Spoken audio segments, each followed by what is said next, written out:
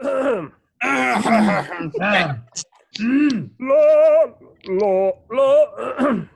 know now, brown cow. Welcome to Saints on Cinema. I am Tim Wilde. Joining me tonight is Josh, Lance, and Ashley. And we are here to discuss the new action-packed movie, which is like a month old now, Extraction, starring Chris Hemsworth on Netflix at a TV near you.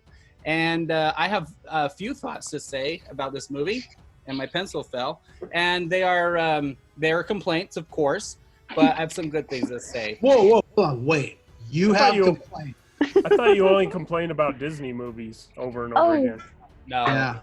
The Star Wars movies and Josh's Rocky movies. Yeah. All right. Anyway, so did the guy who did this, is he also the director of the Last Jedi? I'm just curious. I want to know. Ryan Johnson. No, Ryan Johnson's movies look a lot more beautiful than this movie. We'll talk about the directing though. Okay. Anyway, so Extraction, it just came out. It was starring Chris Hemsworth, and it's a big action-packed, I think, over-bloated movie. And I think they could have just called this movie like Gears of War, or not Gears of War. What's that crap movie you play, Lance? Call of Duty. Call of Duty. It was. In fact, my wife literally said that. She said, this is like watching Call of Duty. And she doesn't play Call of Duty. She plays PUBG or something, some other first-person shooter. And she's like, Call of Duty is too violent and too action-packed for me. And I don't know what's going on and everything's... And she's like, that's exactly like Call of Duty. You had your RPGs, you had your grenades, you had your... And the shooting was like way over the top. He's like, and then he pulls out his pistol. He's like, she's like, just like Call of Duty. So my wife wanted me to tell you that, and also that she thinks that Chris Hemsworth looks like Brad Pitt. So there you go. They even say that. I thought that when the little kid's like, "What's your name?" and he says it's Tyler, and he says, "You don't look like a Tyler. You look like a Brad." Right. It looks like Brad Pitt. I think that was self-conscious. I think that was on purpose. Yeah. Anyway, I agree with that. That's what this movie was. It was like a live action video game like that. And I started playing Ghost Recon with my kids recently, because I'm a bad father. And that's what I thought. I like kind of wanted to show them some of the action scenes, like say, look, this is just like the game. But I was like, oh, it's too violent, you know. It reminded me a lot of Taken, how in Taken, like where you're talking about how over the top he was, in Taken, it's like any room that Liam Neeson goes into, he can just instantly cap everyone with one shot, like a little too much or a little too conveniently. Only I think Chris Hemsworth gets beaten up quite a bit in this movie compared to a lot of those style movies. But anyway, before we get into the action and I want to talk about cinematography a little bit of music, and I have really big problems with the plot. But for just overall impressions, really quick, Ashley, what did you think of the movie? What is for just general? I didn't mind it for what it was. Like I went in with the whole idea of like this is gonna be a guns a-blazing, shooting, killing everything kind of movie, and it was. So okay. I don't know. Yeah. It met your expectations for what you saw in the trailer. Okay, Josh.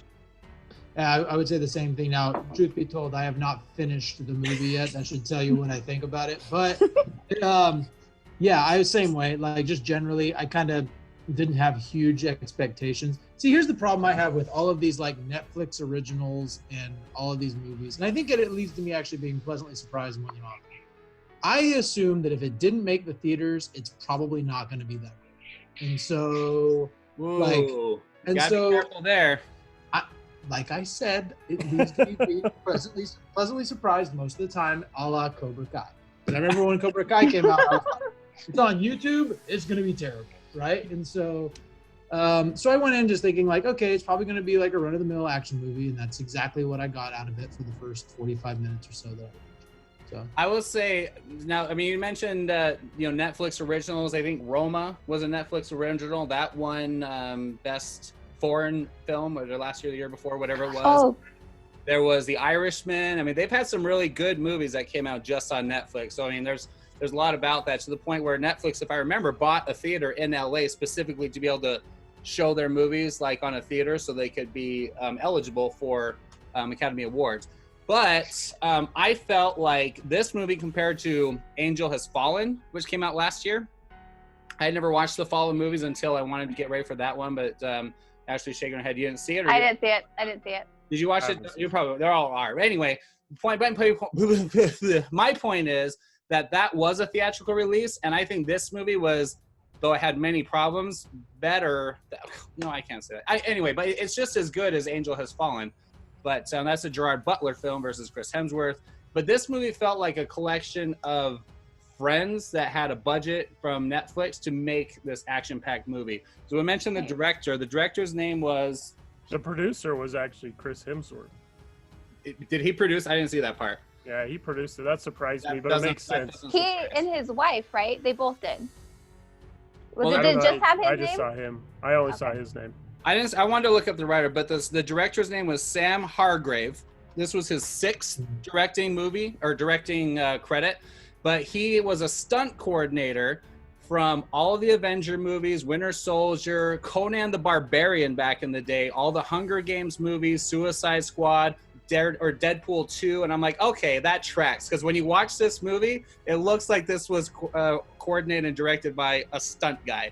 Because it had some really cool stunts. Yeah, absolutely. And some really cool action sequences. And it was a little over the top, but I'm like Ashley, like, I saw that it got 68% on Rotten Tomatoes, and so I went in expecting a 68% Rotten Tomatoes film, and that's basically what it was. Okay, then wait a minute, Lance. Why did you watch it? Because we didn't tell you we were doing a review, so you didn't watch it for this video. Oh, I'll tell you why. Because it's COVID-19. Yeah, for COVID-19, there's not a whole lot to choose from. It was like that and one other movie that I saw, so, you know. All right. I was say your standards, I can't get you to go see anything if it's not 90 or above, but you didn't have to see it in the theater, so okay. All right, so I want to talk about what I didn't like about it, because you said with what going into it, the 68% movie. My biggest problem with this film is, and I think this could have lightened it up a little bit, because I think it was a little overstuffed with violence and some scenes had a little more gore and things that I didn't think were necessary.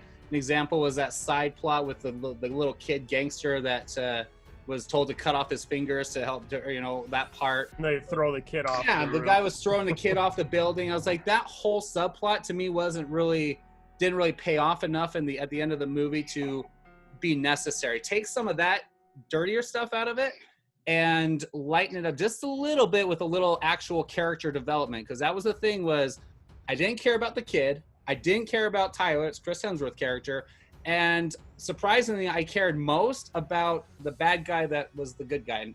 And we're gonna have a little second for you guys to explain. You mean the Syl, the guy that was like an Indian type Syl? Yeah. Okay. So the thing is, in the beginning of the movie, and I was comparing this, when there was the kidnapping, they showed like 2 little 30-second cuts of the kid in this cafeteria talking to his friends, like, oh, the girl likes you, go talk to her. Cut to like, oh, smoke weed in the alley. Cut, and it's like suddenly he gets kidnapped. I'm like, you didn't give me any time to actually care about this kid. If I don't care about this kid, the whole point of the movie, I feel, is taken out. The conversation that he has with Tyler when things slow down is 50 minutes into the movie. I checked it because I was curious. But you have movies like Commando and what's the Chris Tucker movie with Jackie Chan? Rush Hour. Oh, love that movie. Taken, and I was thinking about some of these other movies that have kidnappings. When there's a kidnapping movie, they take a little bit of time in the beginning for you to care about the character that's being kidnapped. This movie didn't. It was like he was a prop, and he even said in the dialogue, he said something like, "I'm just like a package." Well, I agree. Like, that's why when I saw this is a Chris Hemsworth produced movie, I was like, okay, because this movie was about Chris Hemsworth. It wasn't about the kid. It was about him being the hero and being the awesome good guy and all that. And he tried to do the Braveheart thing where he's like seeing his son who died and and I was saying more Gladiator, like Gladiator. Or yeah, and then the Gladiator / Braveheart thing and okay. I gotta tell you though, but also real quick, I gotta say just something that you didn't like, which I think I had a little bit of a disagreement with you on, is I actually liked, and I don't know, like I said, I haven't seen the end of the movie, so I don't know what the payoff was that you're talking about. But I mean, I was very interested in the in the drug dealer character, because like that whole scene where they threw the kid off of the roof and then he took the other kid under his wing. Yeah. It was almost like you're kind of like, first of all, like when he throws the kid off the roof, I was like, that's straight savage. Like that guy's a monster, you know what I mean? And you automatically hate him. But then he brings this other kid in and you're kind of like, it's almost like you can see how he becomes sort of like a figure that people love. Like that kid, I got enough far into the movie to see that kid who he told him to cut the fingers off was like very loyal to him already. You know what I mean? Right. Go ahead, so Ashley. I was I liked that whole thing because of the fact that that's kind of how life is over there. You know, like the hierarchy and everything, and the kids working. I mean, you read Kite Runner or whatever, and like you see it for like a whole new perspective. But like, I really appreciate that. Granted, I didn't have a connection to the kid who got thrown off or the kid who, you know, was going to cut off his finger and then later did. But like, I liked the perspective of like, this is how life is here in this spot, and this is why we are incorporated into this movie, so you can have an idea of exactly how important this is for the area that we're shooting in. Now there was a story in the show Lost where it kind of showed that where the local gangsters or terrorists, whoever they were, the government, whatever, would go into this town and pick up these kids, and they would force them into their little militia, and they would be required to join, or else they were going to get killed. And there was a lot of that. That's how they keep manning their gangs and their military. That influence and how terrible that it is in those governments and everything that they have to deal with that. I understand expressing that. But the only thing that came out of that whole story arc, Josh, I don't know if you saw the conversation halfway through where he cut off his finger. Did you see that part? Yeah. Mm-hmm. Yeah. So he goes. Conversation. He says, he has the conversation. He says, "Keep your other finger, because I'll tell you what. No matter how bad you think you are, there's always someone who's badder." And then it cuts right to Chris Hemsworth, and I was like, "Oh, that's showing like he's gonna have a showdown with Chris later on." And so when the character Tyler is going to show down, he's going to teach this kid that he's the bigger bully, or he's the tougher guy. At the end of the movie, Josh, spoiler, the kid kills Tyler. He gets shot in the back of the head, or back of the. Oh, I'm so bummed that I know that now. He's almost dying. The kid I regret being on this video. Yeah, the kid is saved. We waited for you. Anyway, the kid is getting to a safe place, and it's the final showdown. And Tyler kills the last few guys, and he turns around and starts walking to the extraction, and then the gangster comes up and shoots him in the back. That was the connection of there's a tougher, no matter how bad you think you are, there's someone else that's tougher, but like that kind of flipped. I didn't get that message being an effective payoff. And to me, that was the only payoff. There was nothing. I don't think it was a setup for the end. I think it was just one of those sayings they throw in a movie that's supposed to be wise or whatever. Well, and then the kid gets shot.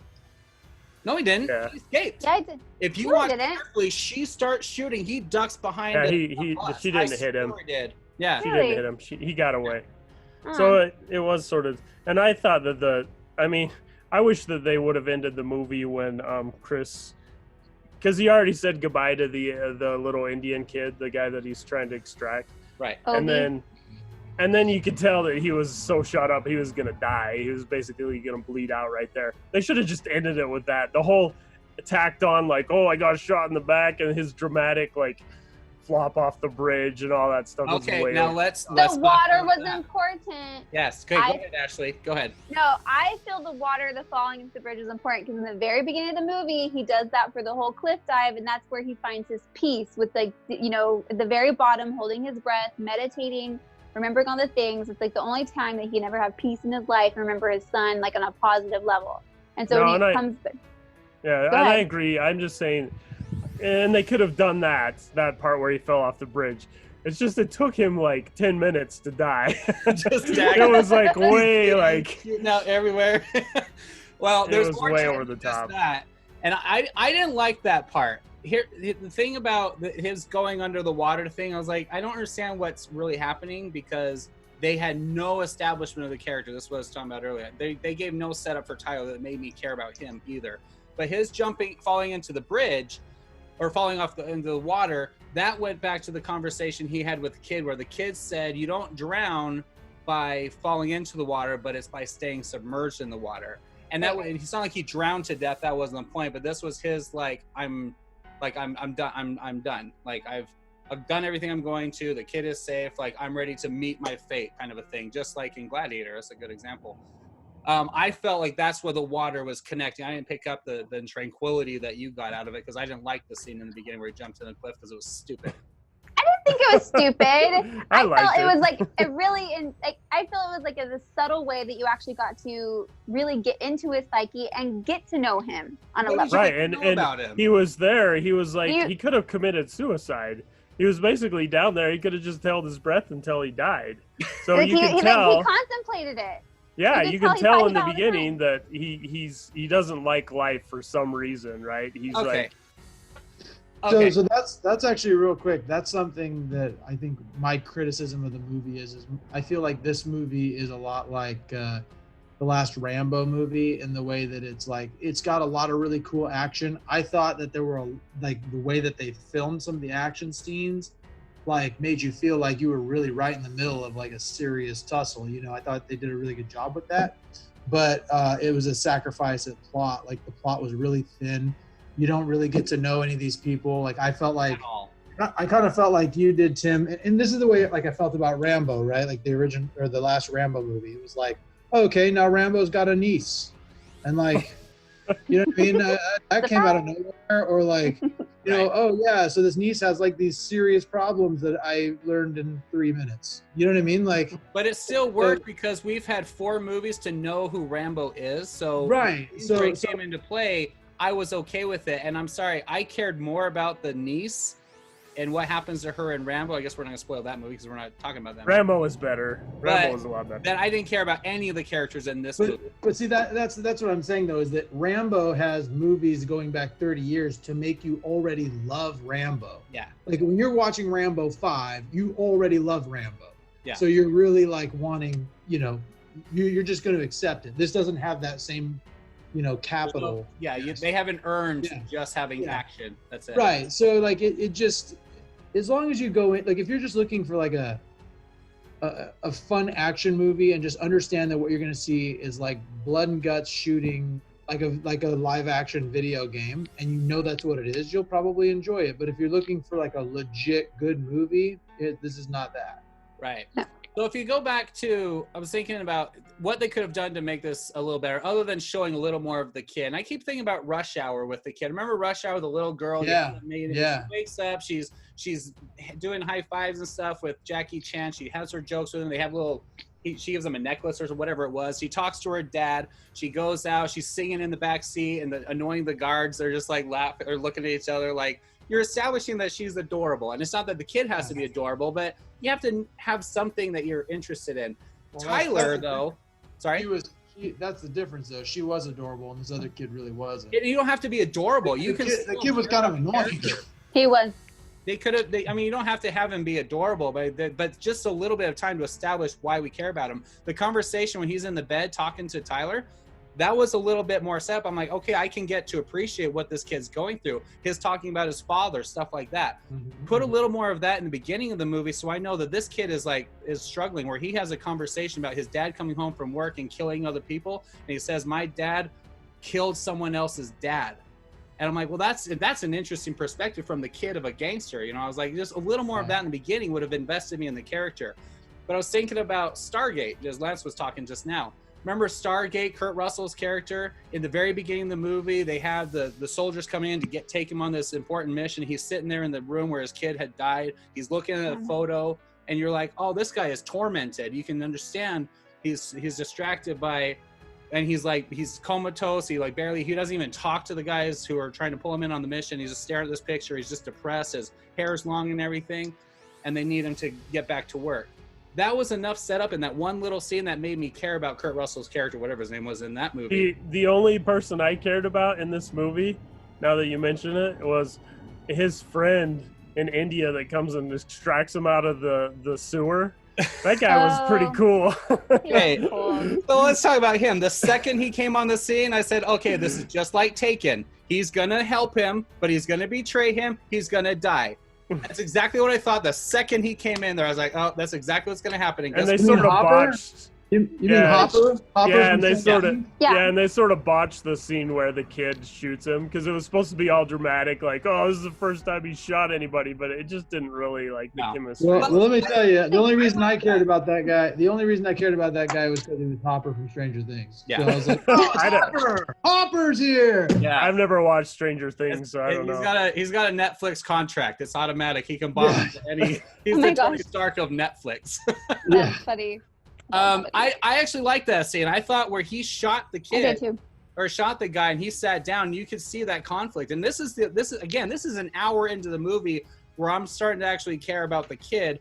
Way too late to pull those strings, you know. I mean, just a little bit of setup. My problem with it is, like, why would he shoot him? Like, there wasn't any build up to where this kid is like. They tried to do it with like, oh, go talk to the girl and have courage and little things like that, but it just never really congealed to this kid like getting, No. Becoming like a tough guy or shooting someone. No, I don't know.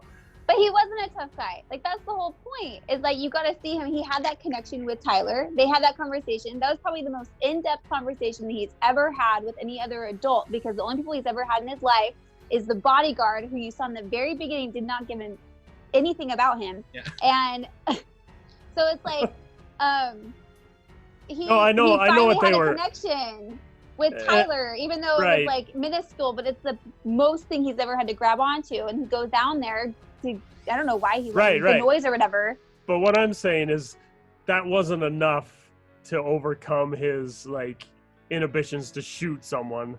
Like, I feel like they tried to build it up and like tried to make us believe that, but it just wasn't believable. I think believable enough told for more me. in that sequence. I agree, but I agree. I feel that if you were raised in that type of environment where this was literally your livelihood, seeing people get Ashley shot was. all the time, like me, like my life in the ghetto. No, but I'm serious. Like, if you put yourself in that type of like, where you live in this world where there is constant death, there's constant like drug deal, there's constant like all these things. Right, but I don't get that from that kid. From that kid, I get though he was sort of like what's the word? He was like in a bubble. Yeah, he was in a bubble from all that, so he never saw any of that. I think his real world conversations stuff. with Tyler saw that he was looking at where he really fit and all that, because he did have that protected life where, like, he makes the conversation. He's trying to understand in the conversation he had just before with Tyler. He's like, that I'm baggage. I'm a package for you to deliver. And even if he gets out, I don't know if he heard any of that conversation with Hopper at all, but he had that. They mentioned that. Sorry, one sec. It would have been much more believable if they would have taken that Indian Sil guy, who you did feel sorry for him and his family, and put those two together and somehow mixed it with that, because then it'd be like, he understands me, he gets me, he's in my world, like literally, where this white Navy SEAL that just came and like did his monologue or whatever. But he never tried to have a connection with the kid. No. Right. You know why? Because he had his own kid that had a connection with him. And guess what? As an audience, we cared about him because they actually showed us a 30-second conversation with him talking to his son on the phone.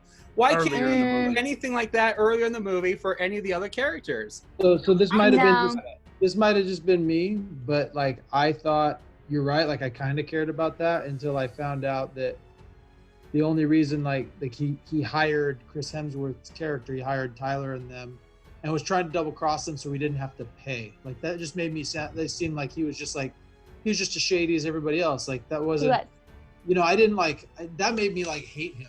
You know what I mean? Like, I didn't feel for him at all, because I'm like, okay, so your answer is you're going to go and hire these guys and put them in danger and offer to pay them a bunch of money, and then you're going to try to kill them so you don't have to pay them. Like, that's jacked up. So, and I get it. I mean, where, and I don't know if you got this far, Josh, where Tyler recruited him to help him with the extraction. He said, I'm going to cause this big decoy while you get him out. Yeah, they team up.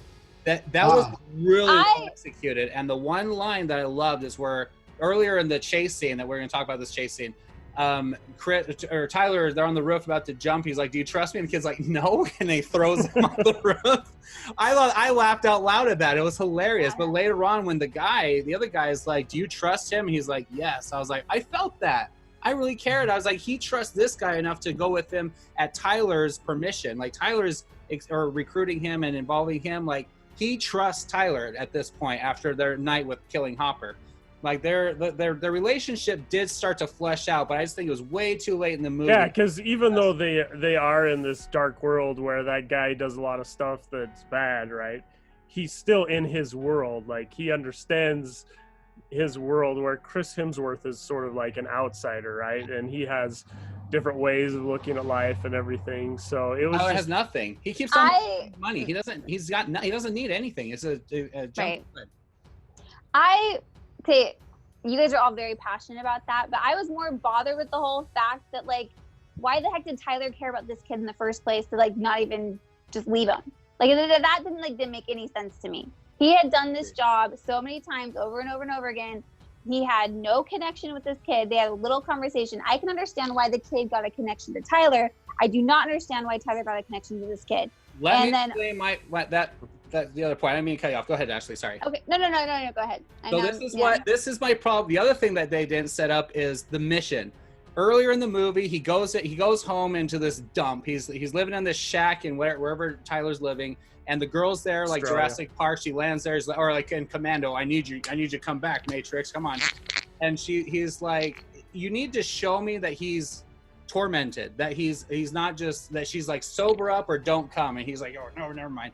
Like that little interaction didn't give me any reason to understand, one, why they need him specifically, and two, why is this job any different? Because the conversation seemed like she was like, you're not ready for this, but it's like apparently he goes on all these other jobs that it doesn't matter. What they needed to do is something like he had done all these other missions, but he's done, but as soon as she mentions there's a kid involved, that triggers him.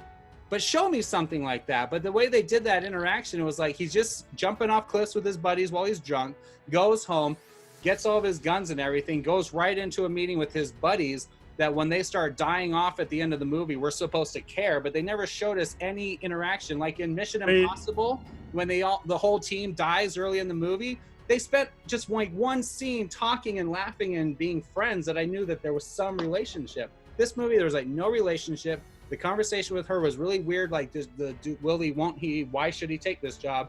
They could have established that the key of that was the kid.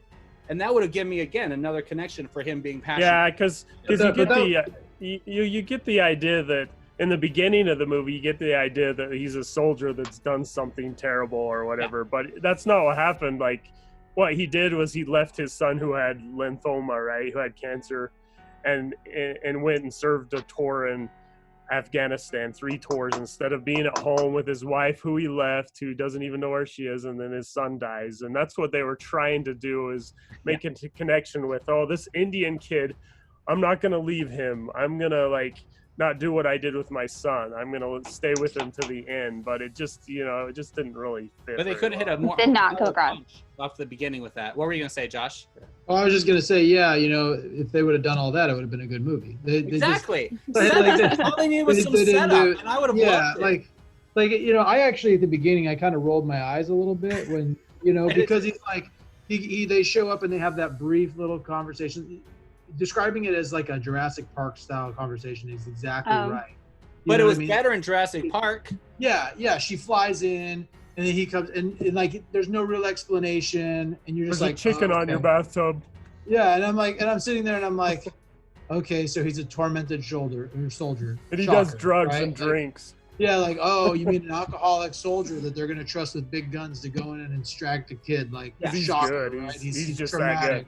Have you seen him one hand with the AK and the other hand with the pistol, man? That's awesome. Okay, so speaking of the action, let's just talk about this real quick. Lance knows that one of my favorite gimmicks in filmmaking is the long takes, and that's why what was that movie? Not 2019, 1917. I thought was just brilliantly done because it was all shot in one take with the secret edits. This one had a long sequence in the middle of it. The whole middle act, main action sequence from when he gets in the car. The kid, they're in the forest, they're escaping. Spoilers, I guess. We should have said spoilers a long time ago, but who cares? Yeah, and I knew you would like that, Tim. I didn't know we were going to do a review of this, but I was like, oh, here's Tim's special scene. I like how it's done, but I'm conflicted, though, because I like it, but I'm anti-shaky cam. I'm anti shaky cam, but I am pro long take. So this was really conflicting for me. But it goes in. You gotta admit, it's really well done. You don't like the shaky cam during an action movie? It depends on how it's done. Yeah, I'm with Josh. I don't know if he's making fun of you or not, but like shaky cam has its place. It does. Like I don't like movies that are 100% shaky cam. Like do the Office style stuff like that. That doesn't belong in a theater. That's not quite so jagged, and it's not like I got it or something. But like Born Identity, I remember them doing shaky cam, and I thought it was great because That was good. I felt like it was like it makes you feel like you're actually in the middle of a fight. You know what I mean? And this one like, did too. Yeah, I felt that the Born Identity was a little over the top, but it was okay. It didn't bother me that much. But in this one, and 1917 is a good example because it's not quite in their face and out and all over the place. It's just 1917 is just a very fluidy, very cinematic shots that is all one take. I mean, looks like one take. I think that's the kind of the steady cam I like. Steady cam? It's steady cam, right, Lance? Yeah. Shaky's where they make it. Anyway, whatever. Steady cam is a way that you can make your camera move. Steady cam is where you handheld it with the steady cam rig so that it doesn't move. But you can also have a tripod, you can have a dolly, you can have all that, and it's still be. Well, in this sequence, it starts from outside the car. He says, "Get in the car." The kid jumps in. He turns around. Chris Pratt. Hemsworth takes a few shots, and he gets in the car. The camera is behind the car, driving down the alley, down a few turns. Extras are scurrying out of the way and everything. Then it comes up on another cop car. His car goes in reverse. The camera goes out, goes inside the car in the back seat. Now watches from a POV from the windshield as they start going down alleys and stuff, and then eventually gets in another accident. The camera leaves the car, and then they start getting out of the car, and then they go in this chase sequence in and out of a building, up and down corners, in and out of rooms, and then up and over the roof for like. Here's the thing, though, Tim. Here's the thing about those kind of shots. Like, unless you're a film student or you like really care about that thing, your average audience person is not even gonna know that was a single shot. I don't care. What I'm saying is that it's my favorite gimmick. I love when they take the time and do that. The execution of those, and I know where the cuts are, and I know it's not really one long take. It's fine. But I think artistically with cinematography, I appreciate when they do that. It's done with editing, it's done with blocking and choreography, it's done with the set design, it's done with a lot of ways that they do it. I just think it's really cool. But you can't not appreciate the work that goes into that. But it was literally a 10-minute chase scene that went all the way out into from the woods all the way into where to end. It ended when at the jump shot, probably when he got hit by the car. Oh, that's right. That's right. When the truck flipped over and then it cut to the helicopter looking down. That's where it finally. Right. Anyway, that whole sequence I thought was really well done. The rest. My wife jumped when he got hit by the car. That was well done. That was a surprise when he gets hit. Boom. Oh yeah. Then, okay. And then when the other guy gets hit I was like, by the car. Yes. That was hilarious. I'm sorry I laughed at that part. When Chris gets hit by the car, I was like, oh well, there's that. And the guy is wounded. That was an awesome knife fight, by the way. I think that was a good knife. Other than not Rambo, what was it? Commando. I mentioned that. Other than the knife fight in Commando, which is only brilliant because of the dialogue. This was my favorite knife fight, I think, in a movie. I'd have to think about that, but I think it was really one of the top I can think of. But anyway. The knife fight in Saving Private Ryan was pretty amazing. How did you feel about that knife fight, Ashley, in your assessment of your knife fights? I liked it. I thought it was a good one. So that whole thing, like the beginning, we know when he's like breaking out the kid. I honestly had a lot of fun with that. I actually messaged you guys, and it's like it'd be fun if they actually like paid attention to like the bullet calibers and all that kind of stuff. That would be kind of neat. Yeah, it'd be fun. I think the beginning, like entering through that whole thing, because like I feel like that whole action pack started from him like breaking through the car scene. So like, but yeah, no, I liked it a lot. Wait, what are you saying? I don't understand what you're saying about the bullet caliber.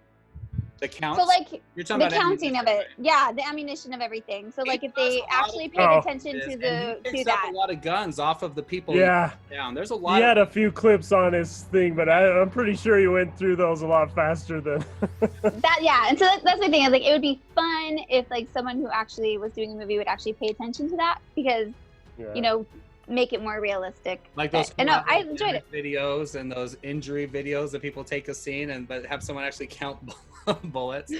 Yeah. But yeah, I liked it. It was a great scene, great fight.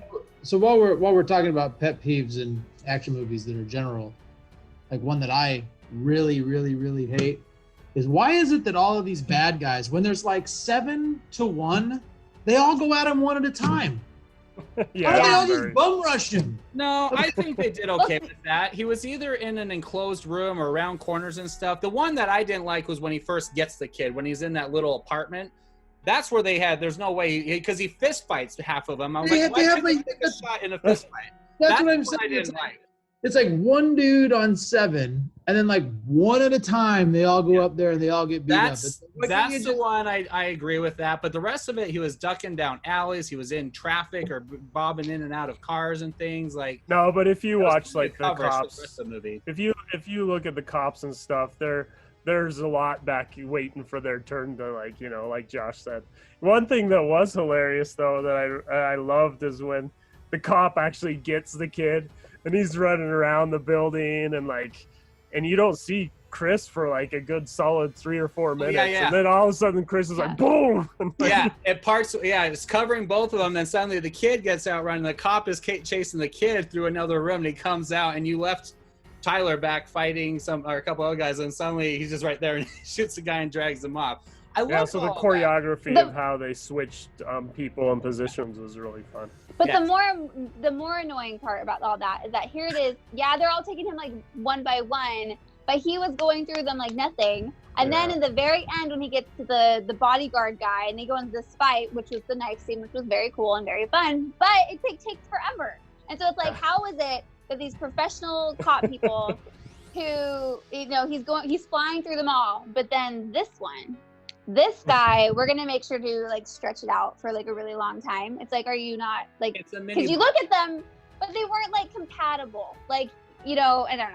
It was fun. I did like he's not a regular street police, and I don't agree. I think that when he was fighting all the police, it wasn't like instant takedowns like in Taken. Taken is an awful example of that. Taken's a lot of fun for different reasons. But you watch Taken, everyone's just dead instantly, no matter what he does to him. This one, I felt like it was believable how exhausted and beat up, where his arms like in a sling the next morning later that night with everything that he was doing fighting the regular cops. By the time you get down to the regular guy or to the one guy, during that fight, I was thinking to myself, okay, this guy's gonna rally an ally. This is not just gonna be a big vendetta for the end of the movie. I thought that something different was gonna happen, and then it did. But I don't think it was unbelievable how much endurance and everything. I don't think that was unbelievable. I do think it was unbelievable that everybody else shoots like a stormtrooper and he's like lasering people. And there was way too many bullets flying in this movie for him to make it to the end of the bridge at the end of the movie. I agree with that. But back to cinematography. Other than that scene, I loved it. I loved the color template. The whole movie was golden and brown and orange. And I think I really liked that. And I think my favorite visual of the whole movie was the kid at the end when as soon as he told the kid to go, Josh, you'll have to watch the end. He told the kid to go and leave him before he got shot by the other kid. And the kid starts running and he's got this white t-shirt that's all dirty, but he's just this brown kid just running down the street and everything. The music gets all cute and beautiful. It was too dramatic for me. I love that shot. And I think it was earned by that point because of that moment right before when he sent him to go. There was some other scenes that were tear up, Tim? What's that? Did you tear up? No. No, because if they had a few scenes in the beginning of the movie that were done right, I would have teared up. But it was way too late to give me. If I just was connected to Tyler, I would have cried. It was exactly. I mean, to the kid too. If I cared about the kid, I would have been emotional. But the kid, it was just a well shot, beautiful scene, and the music was a huge part of that. The shot where they blew up the helicopter with the bazooka was freaking awesome. The rocket launcher. I didn't see that part. You didn't another spoiler. No, it's another spoiler. The sniper off was interesting. Yes. Yeah, the two snipers. Real quick, just for the record, everybody, this is a Diet Pepsi with caffeine free for all you judgy people out there. Off camera, I'm going to keep things. This is Diet Pepsi. Okay? Let everybody know. But I thought it was a beer. Carry on with the extraction. Anyway, what are you drinking, Ashley? Really? Okay. Water. Anyway, back to the cinematography. What are you drinking, Tim? Yeah, what are you drinking, Tim? The Red Bulls. Gone. Let's have this conversation. I'm judging you. Let's talk about the word of wisdom for a second here. When in general conference from the pulpit, they say not to drink energy drinks, I'll try to stop drinking them. Anyway, cinematography, I really liked it, except for the night scene. This is the part I didn't like, was when the kids attack him in the alley, and then he beats up all the kids. I'm like, that wasn't necessary. And the only reason they threw that in there was to build up the scene later on for the kid at the end. Yeah. Right. Again, that whole subplot. I don't know. Taken out. I thought, well, yeah, you could take that subplot out, but that fight was pretty interesting. I didn't. Because he was like pimp slapping the kids around because he didn't want to kill them, but they're like kids with guns, and it was. Don't need that because the moment earlier when he first got the kid and he beat up all the guys in the apartment in that ridiculous fight. And by the way, the kid where he killed the guy with the hoe was, or the rake, whatever that was. The rake was awesome. That was intense. No, that was awesome. The rake was fine until the eye thing. Yeah. Eyes. And I couldn't figure out what was. Anyway, whatever. That guy was fantastic. He like stabbed him, like at his throat with a pole in it, and he was still like fighting back. I'm like, come on, that guy is not worth attacking. Anyway, after that scene, it has the little kid with the gun. He couldn't get it to work, and it was like empty and stuff. That's all you needed to show that these kids have this lifestyle that they're like trying to fit in. You know why? So that was fine.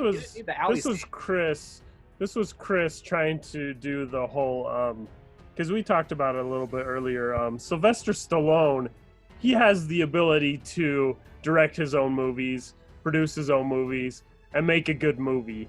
And that's what I feel like Chris was trying to do. He was trying to be like Sylvester Stallone, the not Rocky. What's the other? Rocky did the same, but Rambo. He was trying to make his Rambo piece, right? But he's just not. He's never going to be a director, and he's never going to be like a really. I don't feel that producer. Way. I think don't that say that. He needs a passion project, but I don't feel like he just doesn't have it like Sylvester Stallone does. But he's a great actor. Don't get me wrong. I love him as an actor, but he just doesn't have all those. He's elements. Thor, man. He's Thor. He can do anything. Yeah. Well, I don't agree with that. I don't think this was like a vanity project. I do believe it was a passion project of some kind, but I don't know what the connection was with the producer and director and everything that put this all together, or whatever with him and his wife were doing. I don't know. I think it was a story though that was a rip off of various other things. I wasn't impressed with the writer the most. The director was good. Chris was fantastic. I mean, really well acted, but there was just nothing written for him to draw me in. But let's talk about the end of the movie, Ashley. There's the little montage at the end. Chris Hemsworth, Tyler dies. He falls off the bridge after he gets shot in the throat. He's holding it. The moment where that kid did a great job at this point, where the sniper chick, and I want to see another movie with her. I want her to go up and do her. She was awesome. Like, she's the one that took down the sniper. She goes in the bathroom in the stall and kills the other guy, the mob guy. Like, everything with her was really good, other than that. She also has very like mixed morality that's sort of interesting. Yes, she had a little depth to her. Yes, but I want to see it. If they do another movie, I want it to be with her, and then don't do more with them. But anyway, was this movie not rated R? Yeah, it was. Yeah, it was. Oh, I thought you guys didn't do rated R. TVMA, VidAngel. Yeah, we broke that rule a long time ago. Anyway, okay. So you really think that they're actually going to do a second one of these? No, I don't. No. I don't. I hope not. Because if they did, Chris is dead. It was his movie. Tyler come back. Anyway, I'm just saying, I really like that character. The montage where things were a little wrapped up. It cut to showing him living a normal life in some prep school or whatever. And I liked how he went up and was diving. I don't like that bothered me. He went to the bottom of the water. Oh, he dived. Yeah, I didn't like that. It was like, why? Where would he have learned that? Why did he pick that up off Tyler? It's like, that was stupid. Unless they had a conversation about it earlier. But it happened off camera. Conversation about what? I didn't hear you. How the kid at the end of the movie was a high dive jumper, and he jumped in and sat at the bottom of the pool meditating. Just like Tyler. I'm like, no, why that didn't bother me that much. It bothered me. I didn't like that at all. It didn't make sense. Anyway, so he comes up out of the water, and then what's in the background, Ashley? A fuzzy person. And I don't know who it is. Fuzzy person. I want to know who it is. Oh yeah, I noticed that too, and I was like, "What's going on?" And I was like, "Are they trying to set it up for a sequel?" But I'm like, "Nah, I know what you're talking about." Yeah. I think that was just a break the fourth wall type thing. They were just trying to mess with us. I think they were supposed to say something. So what could it have been? Who could it have been? If it That's was what I'm Tyler, curious that's about. done. It's not Tyler. It can't be Tyler. And it was too short to be Tyler. It was. What are you talking about? There's no height measurement. He was way far on the. You can tell. You can tell the fuzzy person was not the tall person that Chris Hemsworth is. It was a shorter person. I'd have to But freeze frame it. I'll put a freeze frame right here so everyone You can think see. it might be the Sil guy, the Indian? That's what I don't know because He's that's way dead. He's dead more than Chris Hemsworth was dead. Could have right. been Hopper coming back from the dead. It's Hopper. He only had 2 shots. And Yeah. that was a lot of Maybe. blood when he died. No, I Maybe. think that's just another example of them trying too hard in this film. Could They be just the tried to kid- like make the kid it. with no fingers. See, They okay, tried to- I thought that too. He's the only one that really survived because everyone died. The sniper general died. The other guy died in the bathroom. There was that big fat guy that was throwing kids off the roof, but he's I not hated that guy. That big fat guy. Like, gonna what go is, hunt down the kid. Could it have been the kid's father? like, put the car Oh. down, man. Jeez. Could his father have gotten out? That's Again, I It could've think been his it's dad. I think it's them trying to make it like a discussion point, but no one cares enough about this movie to like, Oh, I cared. that's us. I Well, I literally, know, the but second we're the not- movie was over. The you don't second care it was that over, much. I want to know who that fuzzy person is. That I drove don't know what me they were nuts. thinking. I don't Okay, think maybe it you do was care just- that much. I don't think it was just baiting. I think the director had something stupid in mind, or the writer. Sorry, the writer. I think there was something he had in mind in there that was just some arbitrary thing that would have no way that people could figure it out. Kind of like Cloverfield. Cloverfield had that at the very end of the movie where they. Oh, had, that's what I'm saying. I just think it's a thing that they threw in there to like make it interesting and no, like I said, no one cares. It's not going to be like a Reddit topic for like, because no one cares enough about this movie. Well, except for Let's put Ashley, it- go on Reddit. Let's put it this way. I have a friend who told me, she said that she watched this movie for 5 minutes and was so bored that she put on Ragnarok. Like, That's a good the movie. I greatest- like which that is movie. funny Yeah. because the director of this was also the stunt coordinator for Ragnarok. Well, there's a difference between it being a director and a stunt coordinator, though. So yeah, That's what I this mean, movie was a complete. It's like, how do we shoot a lot of cool stunts? That's what this movie was. no, you're dead on. Like, it was I thought, like, kind of like the last Rambo. I thought it was an excellent action movie. Like, if you're going in there, you're like, I want to just see a lot of shooting and like mindless violence or whatever. You're gonna get that, but you're not gonna get a good plot. I Like, think it's that just- Rambo is more polished though than this was. It is. Well, it is, and also like we already said, like you got 4 other movies to kind of draw back from to fill in blanks, right? So you kind of understand the character. You're already connected to the character, whereas this one you don't have any connection. So I mean, all you you know, have is a main character. You don't have this one. You have a lot of people you're trying to write in your head. Why do I care about them? Rambo, I cared enough about the niece, and I understood the motive of Rambo. But at that point, I didn't like care about Rambo. I just curious, what is the runtime of this movie? Is it 90 150 minutes? something Okay, so an hour and 50. like Because 150. like with movies going 2.5 hours these days, I just don't understand why they didn't add another 10 minutes of plot just to like get you. cut more out a into little the- action. This movie had plenty of ways to eliminate. You know, I don't think that it was a matter of them not having enough time. I think it's just they didn't have the skills. Yeah, the guys I that agree. they were going Yeah. at, they just don't have what it takes. They have what it takes to make a really good action scene. Right. Agree. Yeah. It's baby steps. It's baby steps for future movies. They can learn from this one and like grow. The next time when they make a movie together, they'll have some more plot. Wait a minute, Ashley. Wait, hold on. I don't know if that's true. What is with all this positivity going on? Okay, so we have Tim here. He is very negative. We have to just get this negativity. They I've don't been turn around positive. in a positive place. Okay, we just talk trash about movies. Okay, that's what. Okay, we I'm do. sorry. I'm Yeah, sorry. come on, get with the Oh, program. I'll stop. I have The movie since stops there. since I've disagreed with you There's on no hope. since I've disagreed with you on everything else, I have to disagree with you on this one too. Actually, I don't think that they really want to. I don't. They really want to make an action movie. I don't think that they're gonna grow from this movie. You disagreed with me on lots of things. That makes me sad. It's like I don't recall hearing that. Not before. on purpose. Can I just show you guys what I see Wow. on IMDb? Extraction. Oh no, they're doing an Extraction too? Oh, come on. How much money did it I make? I'm win. just curious. It's Netflix. They don't share their numbers.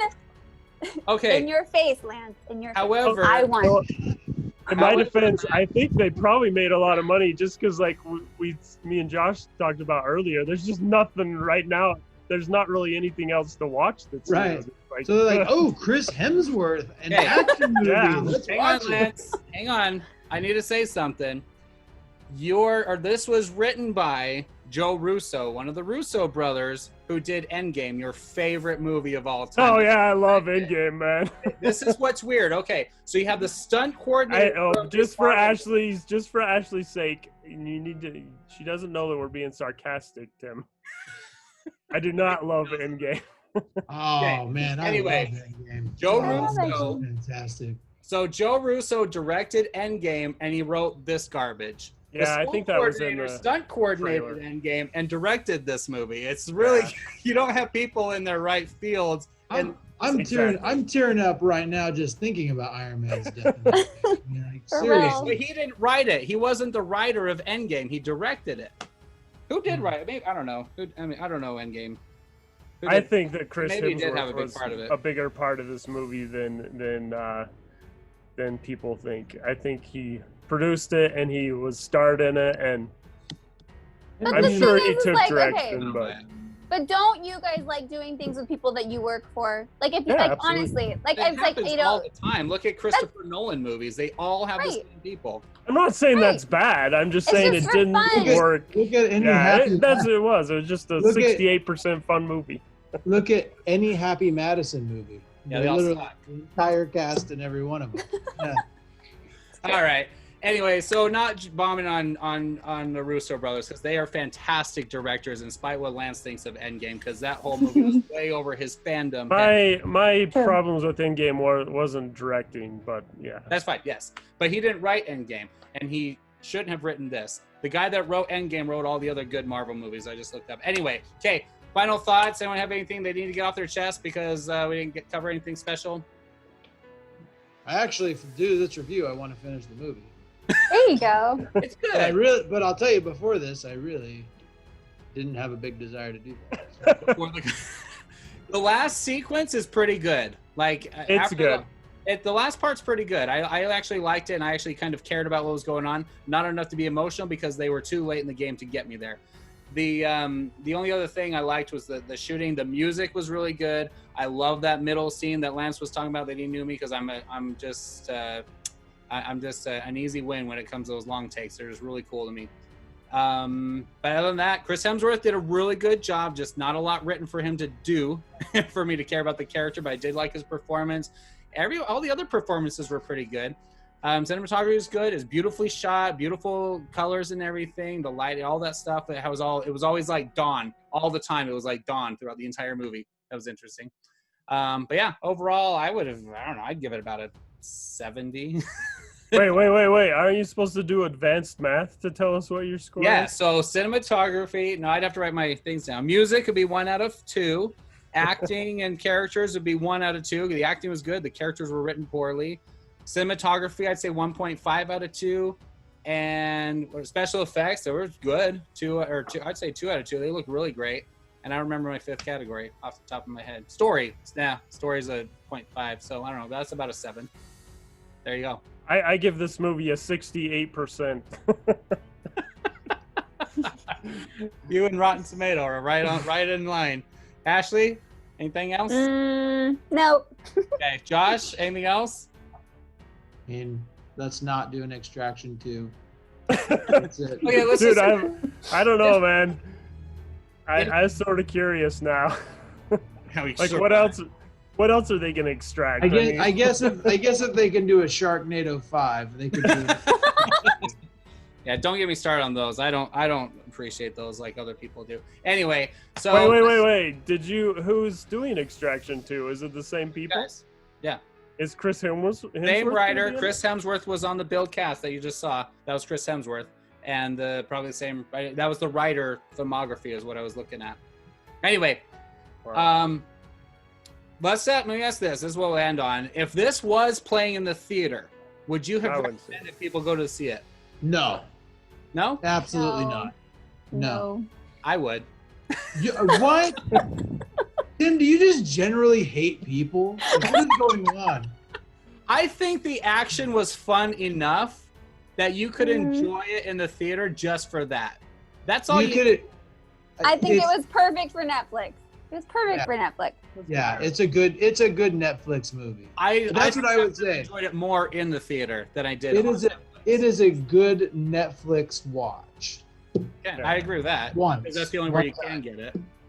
Yeah. One time. Yeah, this is not a And for rewatchable. 1.5. No. Yeah. You're not you gonna- For Josh. You're not gonna learn anything on a second viewing of this movie. Like, it's not Yeah, gonna become it's more not- enlightening to you, or Because apparently we all caught the blurry figure at the end of the movie, so it's not like there was an Easter egg you got to go back and check out. No. Other than I have to go find it to put a picture here, but other than that. All right. Well, Josh, enjoy your finishing of the movie. We're never going to talk about this movie again, so we'll never know what your thoughts were about that part. I can probably tell you they're right on par with what I already think. Okay. So there you go. It does pick up again, though. So if you ended on a downer where you didn't really care about the rest of it, it's worth finishing. So I'm glad you're going to go back and revisit. I'm going to make sure you do. Anyway, so thanks, guys, for joining this discussion. This is our first one with 4 of us, so that was exciting. Yay. Ashley's excited. It's very exciting. Distraction on Netflix. Go watch it. And, yeah, we'll catch you next time. Thanks for watching. Wait. We have another 9 minutes and 55 seconds. I told you we weren't going to use all the time. Okay, thanks for watching, guys. Have a good night or day or whatever time it is where you're watching this. See ya.